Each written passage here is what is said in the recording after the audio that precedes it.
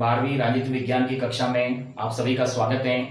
पिछली कक्षा के अंदर हमने नीति निर्देशक तत्व कितने प्रकार के होते हैं, यानी उनके 4 भाग कौन से हैं, उन 4 भागों का हमने पिछली कक्षाओं में वर्णन किया है, उसको समझा है। उसके अंदर के महत्वपूर्ण बिंदुओं, कौन से अनुच्छेद में कौन सी बातें कही गई हैं, उन सारी बातों का राज्य के लिए, शासन के लिए, समाज के लिए, लोक कल्याणकारी राज्य की स्थापना के लिए, राष्ट्रीय व अंतर्राष्ट्रीय शांति व सुरक्षा के लिए क्या महत्व है, क्यों आवश्यक है, उनके बारे में हमने समझने का प्रयास किया था।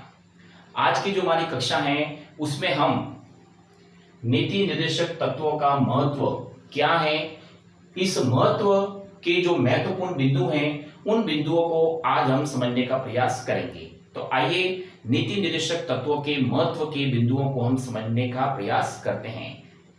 सबसे पहले नीति निर्देशक तत्वों के महत्व में पहला बिंदु है शासन के लिए आचार संहिता। आचार संहिता से तात्पर्य है कि एक लोक कल्याणकारी शासन के लिए नीति निर्देशक तत्व एक आचार संहिता के रूप में है, बल्कि एक ऐसे नियम या कानून के रूप में है जो लोक कल्याणकारी शासन के लिए आवश्यक है।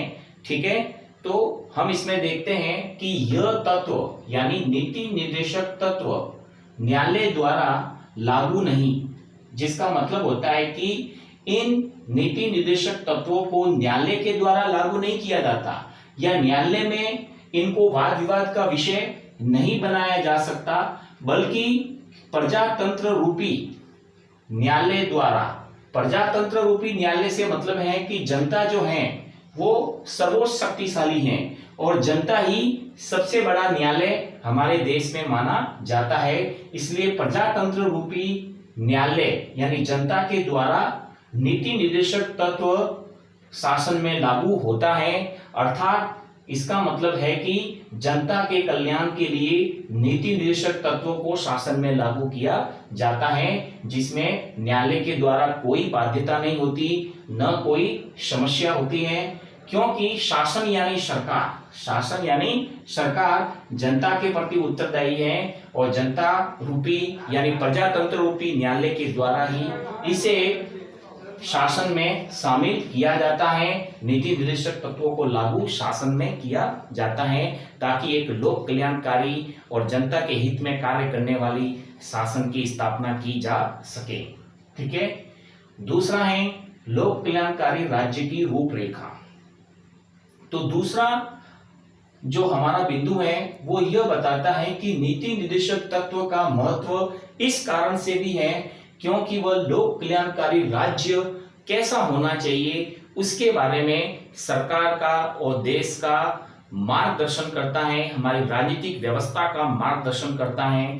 तो इसमें हमारे डॉक्टर अंबेडकर जी जिनका पूरा नाम है डॉक्टर भीमराव अंबेडकर जी, जिन्होंने संविधान के प्रारूप को तैयार किया था, यानी भारत देश का संविधान कैसा होगा, उसमें किस प्रकार की कानून व्यवस्था होगी, डॉक्टर अंबेडकर जी के द्वारा प्रारूप तैयार किया गया था। तो डॉक्टर अंबेडकर जी ने स्वयं कहा है कि संविधान का उद्देश्य राजनीतिक लोकतंत्र की व्यवस्था करना नहीं, यानी सरल शब्दों में समझे तो अंबेडकर जी कहते हैं कि संविधान का उद्देश्य राजनीतिक लोकतंत्र की व्यवस्था करना नहीं, यानी हमें केवल राजनीतिक व्यवस्था के रूप में लोकतंत्र स्थापित करना है, यही हमारा उद्देश्य नहीं है, बल्कि एक कल्याणकारी राज्य की स्थापना करना है। यानी हमें एक ऐसे राज्य की स्थापना करना है जो केवल राज्य यानी राष्ट्र हमारे देश के लिए और हमारी देश की जनता के कल्याण के लिए, उसके विकास के लिए, उसकी उन्नति के लिए कार्य करें और उसकी सुरक्षा के लिए कार्य करें। ऐसे कल्याणकारी राज्य की स्थापना करना है, ये हमारे अंबेडकर जी के द्वारा कहा गया है। इसी प्रकार हम देखते हैं कि इस नीति निर्देशक तत्व के महत्व में तीसरा बिंदु क्या है, शासन के मूल्यांकन का आधार। शासन यानी जो सरकार हमारे देश में चलती है उसका मूल्यांकन का आधार जो माना गया है वो है नीति निर्देशक तत्व। अगर किसी शासन का मूल्यांकन करना है कि शासन यानी वो सरकार कैसी है, उसका कार्य कैसा है और वह किस आधार पे अच्छे कार्य कर रही हैं, उसका अगर कार्यों का मूल्यांकन करना है या सरकार का मूल्यांकन करना है, ठीक है, तो वो नीति निर्देशक तत्वों के माध्यम से किया जा सकता है। इसलिए इस बिंदु को यहाँ पे दिया गया है और बताया गया है कि शासन का मूल्यांकन का आधार है नीति निर्देशक तत्व। अब इसमें बताया गया है कि नीति निर्देशक तत्व शासन का मूल्यांकन करते हैं। जो मैंने अभी आपको बताया कि मूल्यांकन किस प्रकार करते हैं कि शासन के सभी कार्यों के बारे में बारीकी से नीति निर्देशक तत्वों में समझाया जाता है कि लोक कल्याणकारी शासन होना चाहिए। लोक कल्याणकारी शासन जो राष्ट्र और जनता के हित में कार्य करे, और उसमें अलग अलग ऐसे क्षेत्र हैं जिसके बारे में नीति निर्देशक तत्वों में बताया गया है कि एक कल्याणकारी शासन को या सरकार को कौन कौन से लोक कल्याणकारी कार्य करने चाहिए। इसलिए यहाँ पे शासन के मूल्यांकन का आधार इसे माना गया है। इसी प्रकार संविधान के क्रियान्वयन में सहायक, नीति निर्देशक तत्वों को संविधान के क्रियान्वयन यानी संविधान को लागू करने में भी सहायक माना जाता है। अगर संविधान को सही ढंग से लागू करना है तो नीति निर्देशक तत्वों को महत्वपूर्ण माना गया है। जैसा इसमें बताया है कि देश में प्रशासन हेतु यानी देश में शासन को चलाना है तो उसके लिए सभी उत्तरदायी सरकार यानी जितनी भी सरकार हैं जो जनता के द्वारा चुनी जाती हैं, जो देश में शासन यानी प्रशासन को चलाती हैं, वो सारी उत्तरदायी सरकार जो जनता के प्रति उत्तरदायी हैं, उन्हें इन तत्वों से यानी नीति निर्देशक तत्वों को जो निर्देशित होगी यानी नीति निर्देशक तत्वों के मार्गदर्शन से वो सरकार जो उत्तरदायी हैं वो अपना काम करेगी, यानी इन तत्वों के निर्देशन में कार्य करेगी जो कल्याणकारी हैं। ठीक है, न्यायपालिका का शासन जो है वो शासन का महत्वपूर्ण अंग है। न्यायपालिका को भी शासन का महत्वपूर्ण अंग माना जाता है। न्यायपालिका के बिना हम शासन की कल्पना नहीं कर सकते।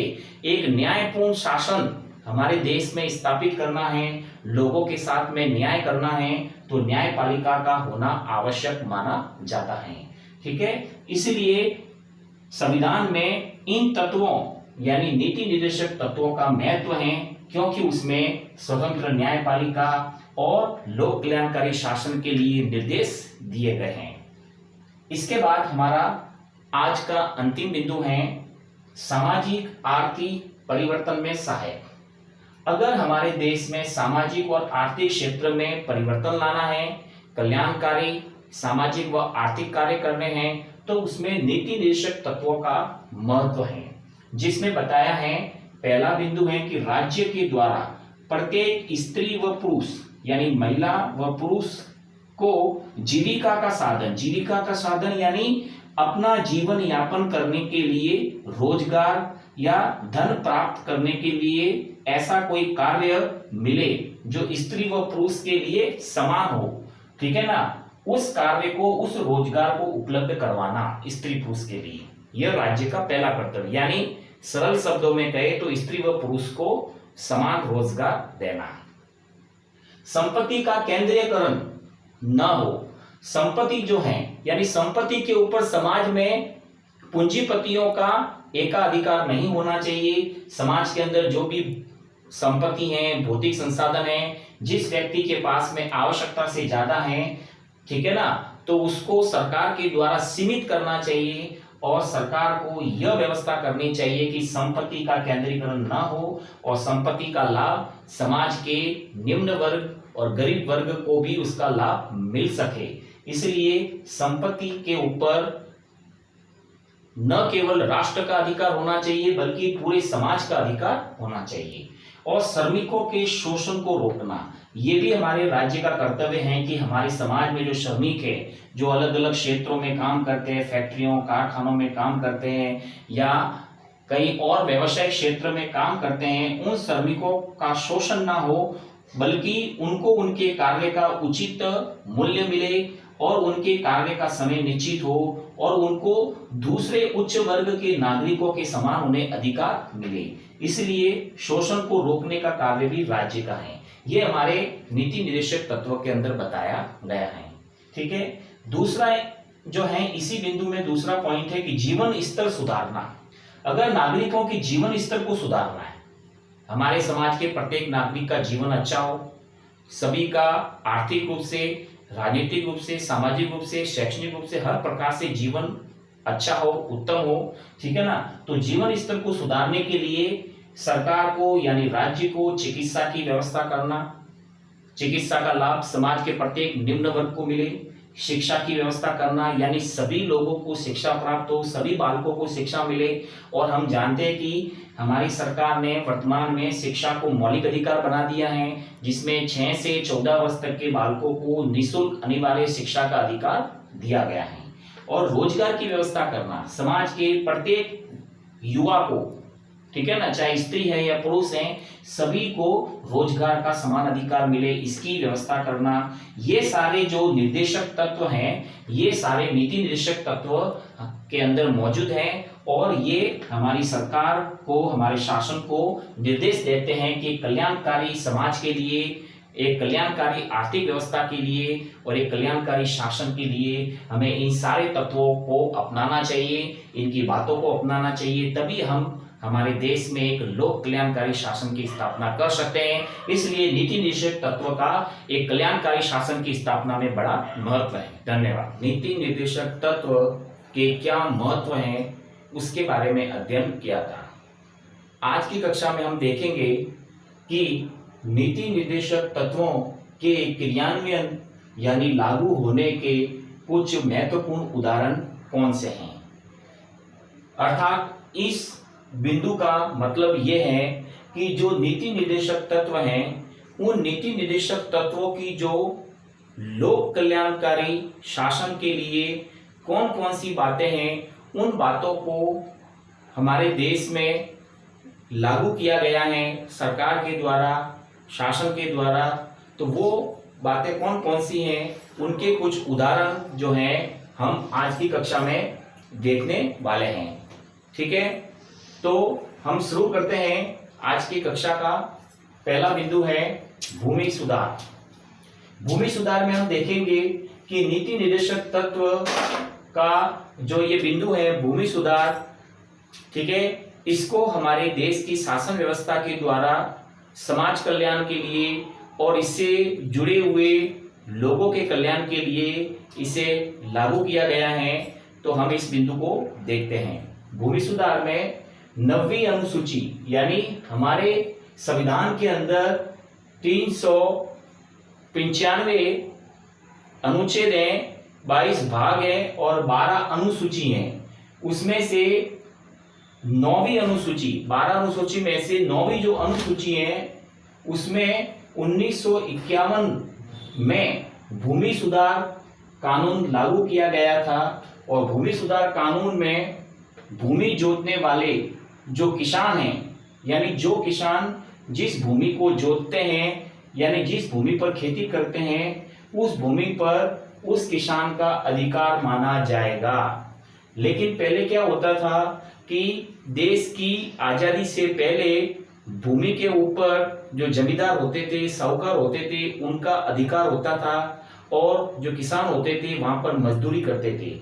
लेकिन देश की आजादी के बाद में भूमि सुधार कानून लागू किया गया और भूमि जोतने वाले उस किसान का भूमि के ऊपर अधिकार माना गया। ये 1951 में 9वीं अनुसूची में इसका उल्लेख है। दूसरा हमारा नीति निर्देशक तत्व का बिंदु है पंचायती राज व स्थानीय शासन। पंचायती राज यानी गांवों के अंदर जो ग्राम पंचायत चलती हैं, जिसको हम कहते हैं ग्रामीण स्थानीय शासन या गांवों में चलने वाली छोटी सरकार, ठीक है, उसे पंचायती राज व्यवस्था कहते हैं, जिसको हम दूसरी भाषा में स्थानीय शासन भी कहते हैं। और स्थानीय शासन 2 प्रकार का है, एक तो ग्रामीण और दूसरा शहरी। तो हम इस बिंदु को देखते हैं। 2 अक्टूबर 1959 को भारत में पंचायती राज व्यवस्था लागू हुई।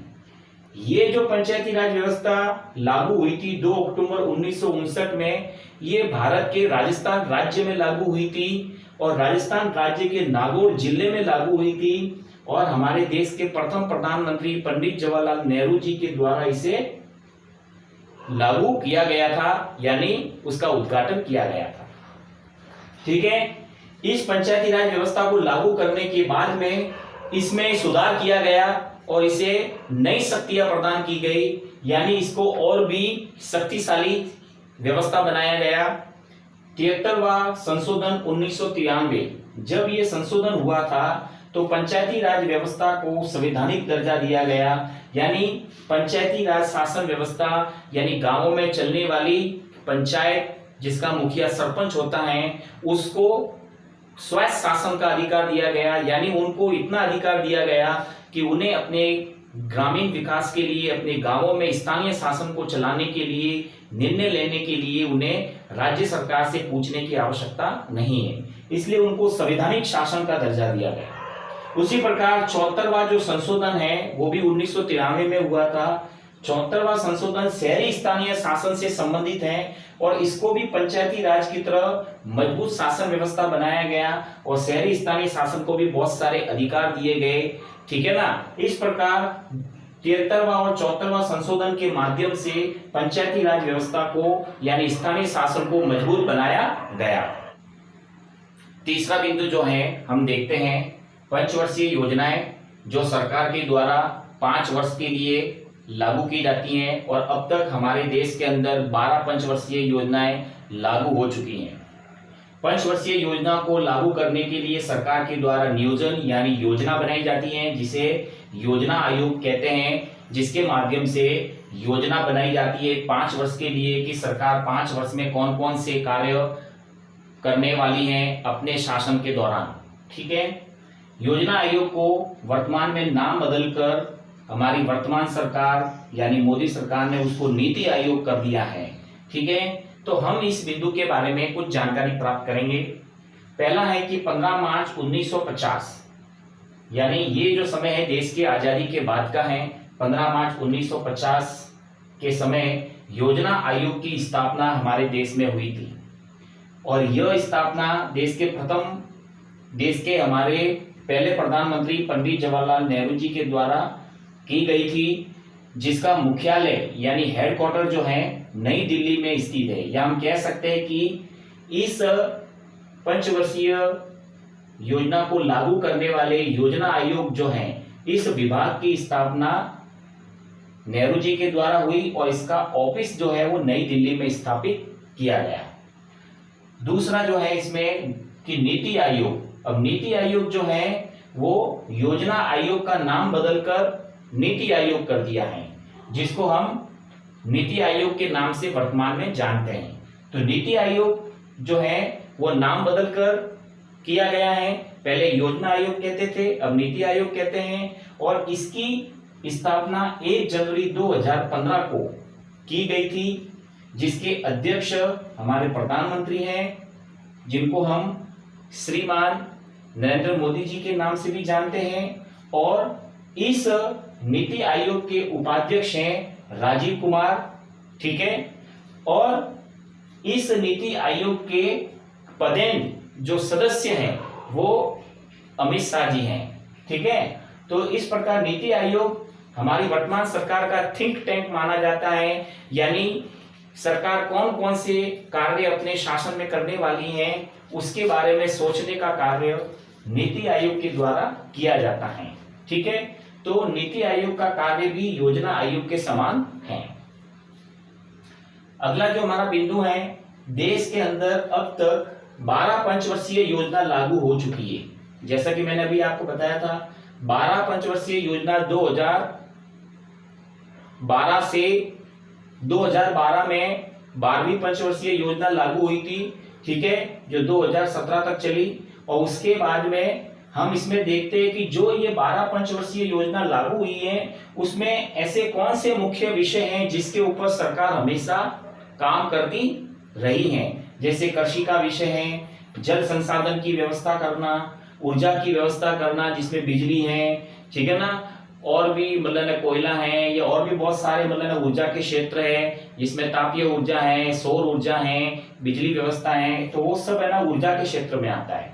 उसका मतलब ना व्यवस्था करना या उत्पादन करना, उद्योग का हमारे देश में विकास करना, आवास की व्यवस्था करना, यानी गरीब लोगों के रहने की व्यवस्था करना, शिक्षा की उत्तम व्यवस्था करना, ऐसे बहुत सारे जो विषय हैं वो पंचवर्षीय योजना में सरकार के द्वारा शामिल किए जाते हैं। और उन पंचवर्षीय योजना के अंदर जो विषय हैं उन विषयों के ऊपर हमारी सरकार काम करती है। तो ये था पंचवर्षीय योजना क्या है, योजना आयोग क्या है, और उसका नाम बदलकर नीति आयोग किया गया वह क्या है, उसके बारे में हमने संक्षिप्त जानकारी प्राप्त की। अब हम देखते हैं हमारा चौथा बिंदु, कमजोर वर्गों का कल्याण। अब कमजोर वर्ग कौन है? हमारे समाज के वे कमजोर वर्ग जो पिछड़ा वर्ग माना जाता है, अनुसूचित जाति, अनुसूचित जनजाति, ओबीसी, ये सब हमारे समाज के कमजोर वर्ग माने जाते हैं जिनको सरकार की तरफ से विशेष सुविधा दी जाती है। ठीक है, तो हम देखते हैं इसमें पहला है कि अनुसूचित जाति व जनजाति के लिए संविधान में विशेष प्रावधान है, यानी विशेष कानून बनाए गए हैं ताकि उनको लाभ मिल सके और वो उच्च जाति या उच्च वर्ग के बराबर आ सके।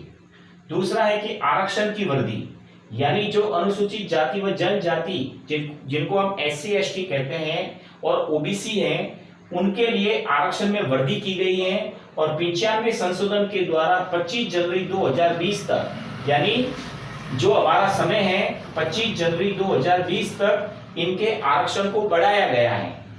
ठीक है, यानी हर 10 साल में इनके आरक्षण को बढ़ाया गया है और 2020 के बाद में भी इसको और बढ़ा दिया है वर्तमान में।